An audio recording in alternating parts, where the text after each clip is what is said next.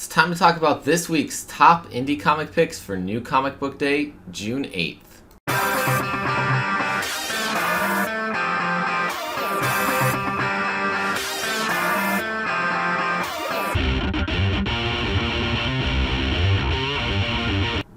Welcome back, everybody. Before we get into this week's top 10 picks, going to give a shout out to this Kickstarter again, Worlds Away, #1 from Mad Cave's talent search winning author. We have Damian Becton writing this. We have art from Christian Prunesti and Marco Del Forno, colors from Luano Cristini, and letters from Reed Hinckley Barnes. Worlds Away, #1, coming soon to Kickstarter. Can go to the pre-launch page at worldsawaycomic.com and check out this 45-second clip introducing you to the comic.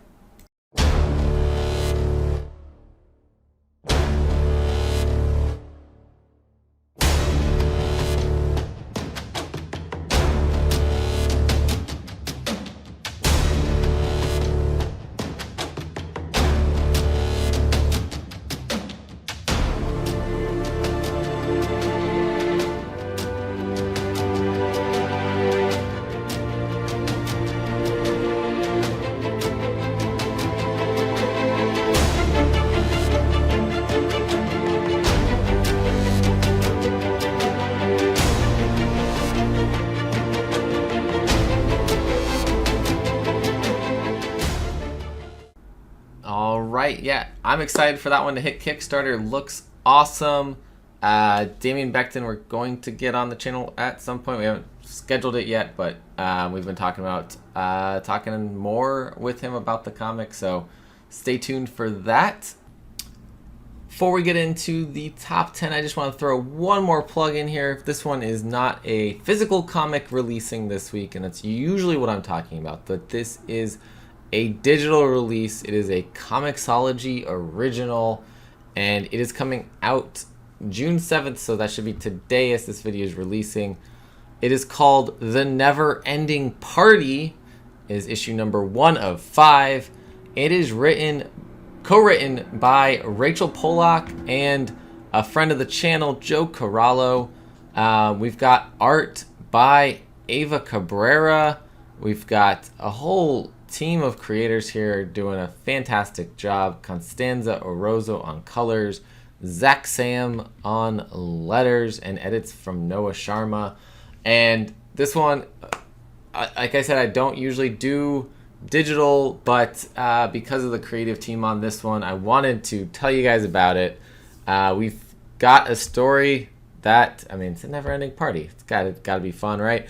25 years after losing her lover Lulu, an occult ritual for Dionysus gone wrong. Mindy Morrow is trying to live her life and put the past behind her. Unfortunately for Mindy, the past won't let go. While she's taking care of her friend Flavia, her frenemy Kate is trying to lure Mindy back into the old club scene, and something more ancient and terrifying awaits them all. Part of the Comixology's original line of exclusive digital content, only available on Comixology and Kindle.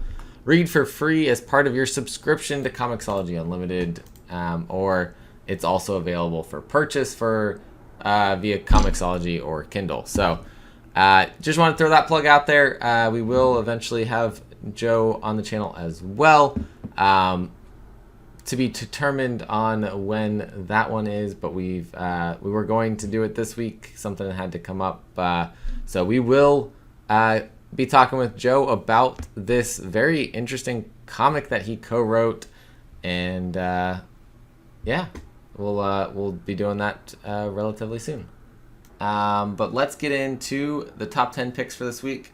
Before we get into this week's picks, I do want to talk about 2 picks from last week, because they went to some shops last week and not all shops, and that is because if your shop orders them through Diamond, they'll be coming out this week, but they came out last week if your shop orders them through Lunar.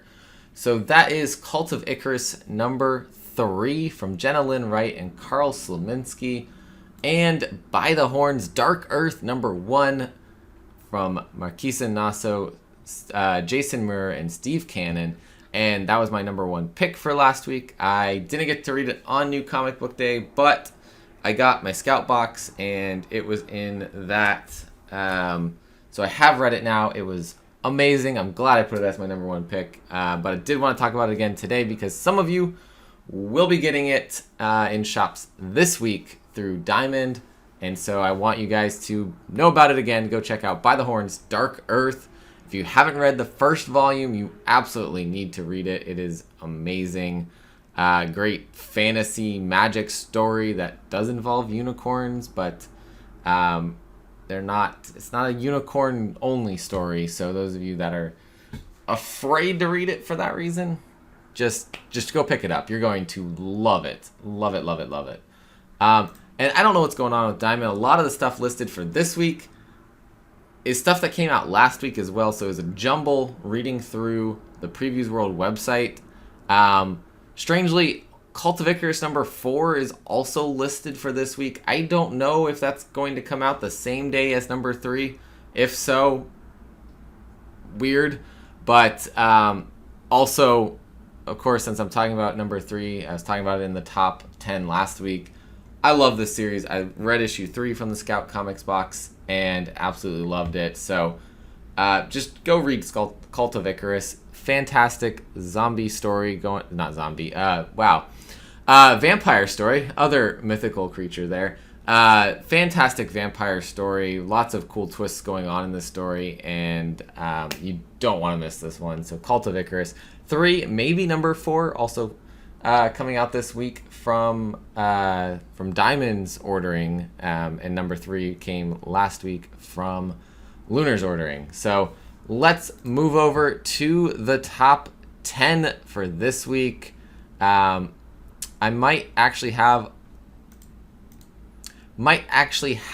11 this week, but there's some good stuff in here. So let's get into this, and let's just start talking about the first one here, and that is We Live Age of Palladians number 3. This one from Inaki Miranda, Roy Miranda, the Miranda brothers doing awesome things with this world. I feel like I definitely loved the volume 1 more than volume 2 so far, but I like what's going on in volume 2 here in the direction that they're taking this world. So what do we got going on this issue? A vision from Oracle starts to show its cards up in the skies. The storm does not appear to abate, falling upon everybody. Down below, the path of the hero begins to fade at every step. Nesbo sees how the lives that he took under his wings irrevocably slipped through his fingers. Hototo and the Reconnection team arrive at their mysterious destination. From this point on, everything becomes uncertain territory that feels like moving sand. Meanwhile, Tala and Humbo's journey to Megalopolis 9 has changed direction and hands. So We Live Age of the Palladians number 3 from Aftershock Comics is coming out this week. It's my number, 11 pick. I got an extra one in there this week. Coming for number 10 this week is Emo Girl number 2 from Blacktooth Comics from Julian Lawler and Martin Montiel. After Emo Girl holds on to her conviction that vampires are real, she goes on the hunt. As the lines of reality and fiction blur, Emo Girl, aka Gemini Moon, finds herself backed into a corner, and the consequences can be deadly. So essentially, what happened in issue 1 of this comic from Blacktooth Comics is that this girl's father was arrested for murder, but he holds that the person that was killed was a vampire, and they're vampire hunters, and they've been hunting vampires most of her life. And so she is in this situation where she believes that that's what's going on. Of course, the authorities say there's no such thing as vampires. You can't be fighting vampires. You are murdering people. Your dad, has duped you, and this is not what's going on. You, unfortunately, have been somewhat, in this abusive situation from your father. But she knows that's not true, or at least in her head, she knows that's not true. So it's interesting. We'll see them explore this further in this issue here. And Emo Girl number 2 from Blacktooth Comics, my number 10 pick this week. Coming for number 9 is another one from Aftershock Comics. We've got Astronaut Down number 1 from James Patrick and Rubine. So new Aftershock series here. This one is about Douglas Swisher, who wants to be one of the astronauts selected for the crucial mission Pulitzer. And just like astronauts like Buzz Aldrin and Sally Ride, Douglas is brave, adaptable, and self-sacrificing. He's one of the program's best candidates. But if he qualifies, Douglas won't be traveling through space. He'll be launched into alternate realities on a desperate mission to save Earth from a horrific crisis that has our own world on the brink of extinction. Unfortunately, it's a mission where everything will go wrong, where Douglas's training and very humanity will be put to the test, and where a deep-seated secret could sabotage everything. This is the writer of Kaiju Score and Campisi the Dragon Incident, with artist of Search for Hugh. They're taking us on a perilous undertaking to save the planet from total destruction. Looks pretty cool.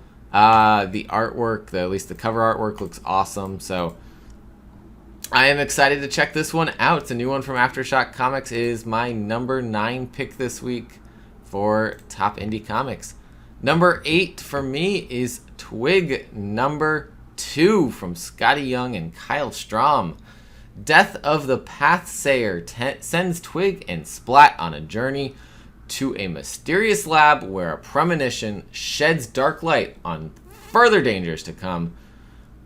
This world, this dark fantasy world, is fantastic. Issue number 1, I loved it. I am absolutely loving Twig and Splat and their journey so far, what they've seen and what they've done. I'm very excited to see where Scotty Young and Kyle Strahm take us on this journey. This just looks like it's going to be a fun time and a really cool adventure. So Twig number 2 from Image Comics, my number 8 pick this week. Number 7 this week I have from Aftershock Comics again, Where Starships Go to Die. Also a number 1 this week from Mark Sable and Alberto Locati, with a pretty cool cover by Jeremy Hahn. Point Nemo, the furthest oceanic point on Earth from any landmass. A spacecraft graveyard where rockets and satellites can be safely ditched on the ocean floor. In a near future ravaged by climate change, an African astronaut teams with an Indian shipping magnate to mount a dangerous salvage mission to recover the wreck of humanity's first interstellar starship. But what they find is beyond their worst nightmares. Mark Sable and Alberto Locati bring you a sci-fi horror tale that will make you rethink the space race. So something's going on when they store these, or trash these starships at this Point Nemo, that probably, I honestly think we're going to see some horror, like aquatic horror from the fish. It looks, there's a preview of it right now on the Previews World website. Looks fantastic. Yeah, something that I think everyone should check out. At least check out the issue 1, see what you think, and I think this is one that I'm going to really love. I love a good mix of genres. Sci-fi horror sounds like it's going to be a fun time, especially in an aquatic setting here. So Where Starships Go to Die, number 1 from Aftershock Comics, is my number 7 pick this week for New Comic Book Day. Number 6 this week is one from Vault Comics, Questicide, number 2 from Brian Shermer and Elena Gogao. I have read number 2 already. I did write a review for this over on our website, youpromisedmecomics.com. So go check that out. I did a combined issue 1 and 2 review.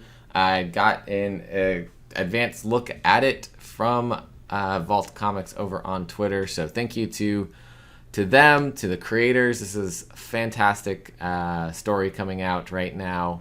All of you D&D fans definitely want to check this one out. You're looking at essentially the bar of a former adventurer, the tavern that everyone goes and meets up with for their adventures. It's called Quest Aside, so that's where the book gets its name, and phenomenal. Absolutely love it. And on issue number 2 here, we got once a legendary adventurer, Barrow now runs a bar, and the king just declared he's shutting it down. So what does Barrow do? Does he tell his staff? Nah. He goes into full denial mode, sticks his head in the sand, and struggles to remember why he got out of the game to begin with. Quest Aside number 2 is my number 6 pick this week, and it is coming out from Vault Comics. Coming in for number 5, I've got a new one from Mad Cave Studios called Potions, Inc. number 1.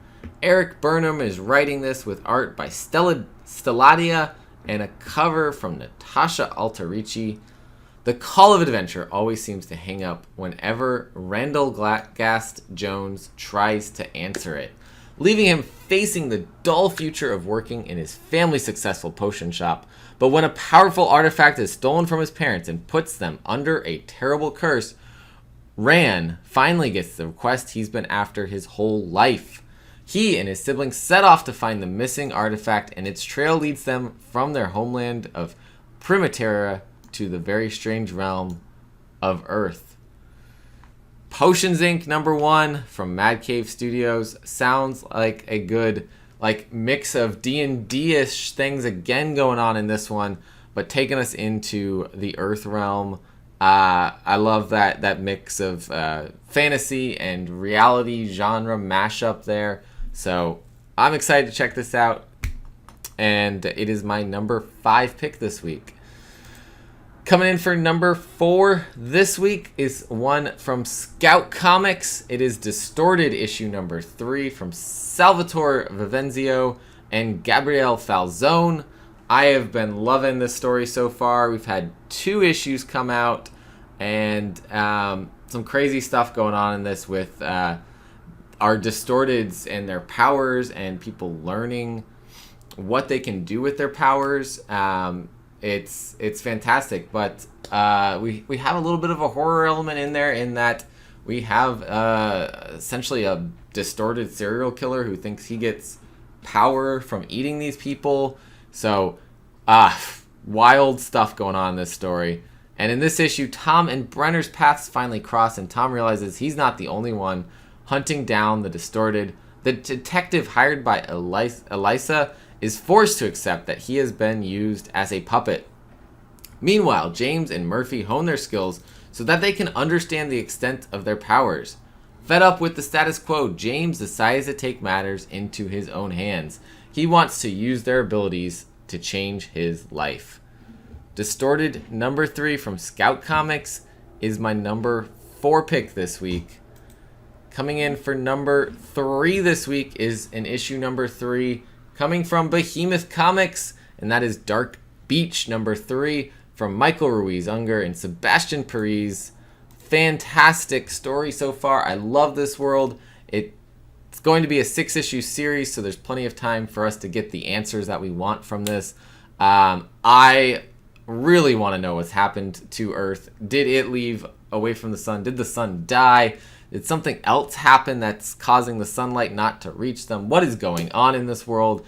And on top of all that, there's a murder mystery going on. So, yeah, wrongfully accused of murdering a member of the Sun Freaks, Gordo is on the run and seeking the euphoric and reliable ghost choker, a potent drug he inhales in order to cope with his mother's death.